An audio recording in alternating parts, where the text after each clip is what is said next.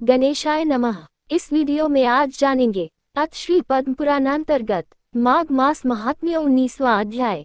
वह पांचों कन्याएं इस प्रकार विलाप करती हुई बहुत देर प्रतीक्षा करके अपने घर लौटी।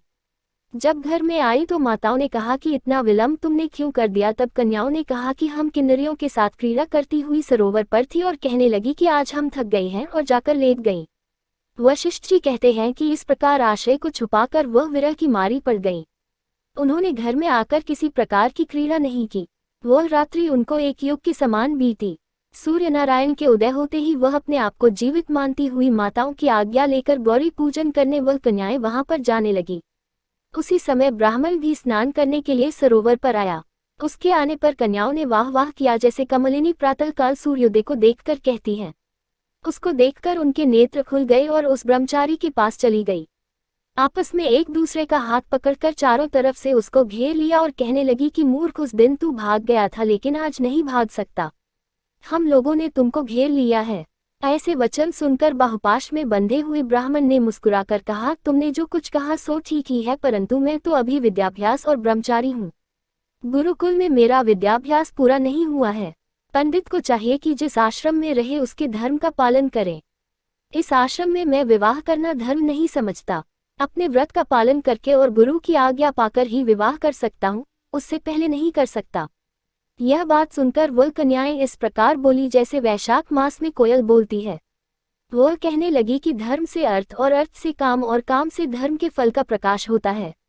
ऐसा ही पंडित लोग और शास्त्र कहते हैं। हम काम सहित धर्म की अधिकता से आपके पास आई हैं, सो आप पृथ्वी के सब भोगों को भोगिए। उस ब्राह्मण ने कहा कि तुम्हारा वचन सत्य है, किंतु मैं अपने व्रत को समाप्त करके ही विवाह कर सकता हूँ, पहले नहीं कर सकता। तब वे कन्याएं कहने लगी कि तुम मूर्ख हो। अनोखी औषधि, ब्रह्म बुद्धि, रसायन सिद्धि, अच्छे कुल की सुंदर नारियां तथा मंत्र जिस समय प्राप्त हो तभी ग्रहण कर लेना चाहिए। कार्य को टालना अच्छा नहीं होता। केवल भाग्य वाले पुरुष ही प्रेम से पूर्ण अच्छे कुल से उत्पन्न स्वयंवर चाहने वाली कन्याओं को प्राप्त होते हैं। कहाँ हम अनोखी नारियां, कहाँ आप तपस्वी बालक। यह बेमेल का मेल मिलाने में विधाता की चतुराई ही है। इस कारण आप हम लोगों के साथ गंधर्व विवाह कर लें। इनके ऐसे वचन सुनकर उस धर्मात्मा ब्राह्मण ने कहा कि व्रती रहकर इस समय विवाह नहीं करूंगा, मैं स्वयंवर की इच्छा नहीं करता। इस प्रकार उसके वचन सुनकर उन्होंने एक दूसरे का हाथ छोड़कर उसको पकड़ लिया। सुशील और सुरस्वरा ने उसकी भुजाओं को पकड़ लिया। सुतारा ने आलिंगन किया और चंद्रिका ने उसका मुख चूम लिया, परंतु फिर उसने क्रोधित होकर उनको श्राप दिया कि तुम डायन की तरह मुझसे चिपई हो, इस कारण पिशाचिनी हो जाओ। ऐसे श्राप देने पर वह उसको छोड़कर अलग खड़ी हो गई। उन्होंने कहा कि हम निरपराधियों को वृथा क्यों श्राप दिया, तुम्हारी इस धर्मज्ञता पर धिक्कार है।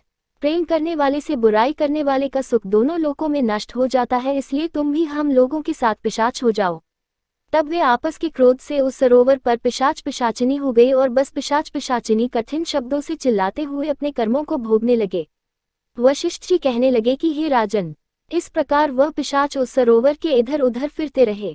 बहुत समय पश्चात मुनियों में श्रेष्ठ लोमश ऋषि पौष शुक्ला चतुर्दशी को उस अच्छो सरोवर पर स्नान करने के लिए आए। जब क्षुधा से दुखी इन पिशाचों ने उनको देखा तो उनकी हत्या करने के लिए गोल बांधकर उनको चारों तरफ से घेर लिया। वेदनिधि ब्राह्मण भी वहां पर आ गए और उन्होंने लोमश ऋषि को साष्टांग प्रणाम किया। वे पिशाच ऋषि के तेज के सामने ठहर न सके और दूर जाकर खड़े हो गए। वेदनिधि हाथ जोड़कर लोमश ऋषि से कहने लगे कि भाग्य से ही ऋषियों के दर्शन होते हैं। फिर उन्होंने गंधर्व कन्या और अपने पुत्र का परिचय देकर सब वृतांत सुनाया और कहा कि हे मुनिव, यह सभी श्राप मोहित होकर आपके सम्मुख खड़े हैं। आज इन बालकों का निस्तार होगा, जैसे सूर्योदय से अंधेरे का नाश हो जाता है। वशिष्ठ जी कहने लगे कि पुत्र के दुख से दुखी हुए। वेदनिधि ब्राह्मण के ऐसे वचन सुनकर लोमश ऋषि के नेत्रों में जल भर आया और वेदनिधि से कहने लगे कि मेरे प्रसाद से बालकों को शीघ्र समृद्धि पैदा हो। मैं उनका धर्म कहता हूँ जिससे इसका आपस का ज्ञान विलीन हो जाएगा। इति श्री माघ मास महात्म्य 19वां अध्याय समाप्त। हरे राम राम राम हरे हरे, हरे कृष्ण कृष्ण कृष्ण हरे हरे। अगर आपको ये कथा प्रसंग अच्छी लगी हो तो ऐसी ही और धार्मिक कथा प्रसंग को सुनने के लिए आप हमारे यूट्यूब चैनल को सब्सक्राइब, लाइक और ज़्यादा से ज़्यादा लोगों के साथ शेयर करें। अपने विचार हमें कमेंट बॉक्स में जरूर भेजें। धन्यवाद।